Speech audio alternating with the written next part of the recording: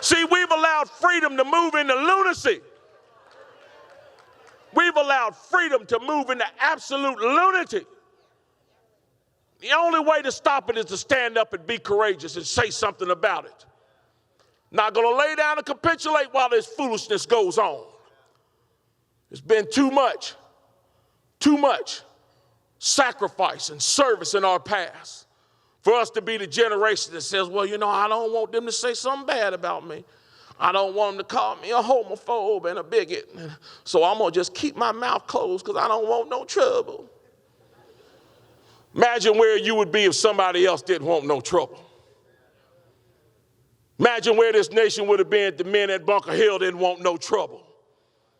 They want to just stay in the house and say, you know, I know the British are here to get our guns. Let them have them because I don't want no trouble. I just want to go out here and plant my farm and, you know, do my blacksmithing and do my preaching. I don't want no trouble. I don't want no trouble. Let them have it. I don't want no trouble.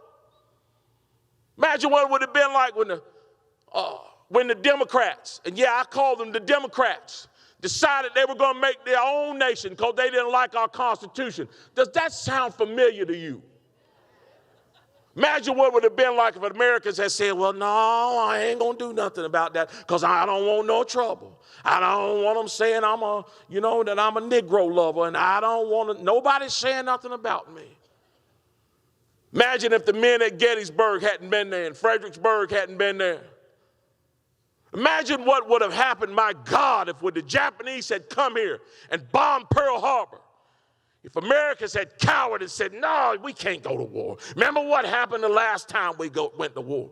We got all them letters on the doors and all them boys came home under flags and they were buried across the sea and never came back. We don't want no more trouble like that. Just let them have it. Let them have what they want to do.